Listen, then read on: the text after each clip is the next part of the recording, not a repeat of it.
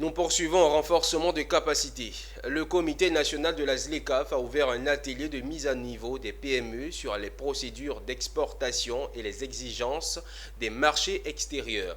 Cet atelier a pour but de renforcer les capacités des PME exportatrices de marchandises en les formant aux normes de procédure à l'export et en leur montrant les moyens efficaces de simplifier et d'accélérer l'exportation de leurs marchandises. Le reportage est signé Philippe Zabo et c'était ici.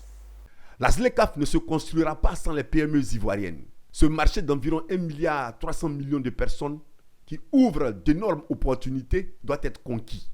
Mais pour aller à la conquête des autres marchés, les PME ivoiriennes doivent être outillées. Outillées sur le plan des informations, outillées sur le plan judiciaire et administratif, entre autres.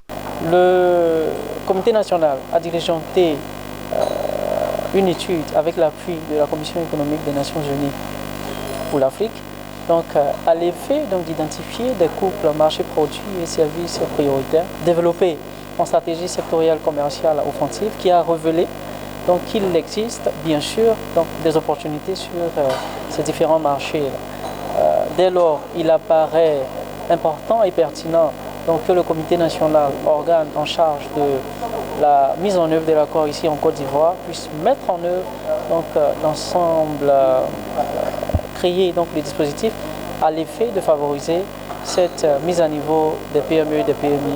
Pendant 2 jours, ils seront donc informés et formés pour avoir une bonne mise à niveau sur les procédures d'exportation et les exigences des marchés extérieurs. Les PME ivoiriennes, malgré le bien fondé de cet atelier, émettent des plaidoyers de l'ordre financier. Je veux qu'à la sortie d'ici, que l'État modernise l'agriculture. Il faut avoir beaucoup avant de vendre. La nourriture ne suffit pas, on ne peut pas la vendre. Les PME ivoiriennes constituent 98% du tissu des entreprises en Côte d'Ivoire et représentent une part importante de l'économie avec 20% du PIB et 23% de l'emploi formel.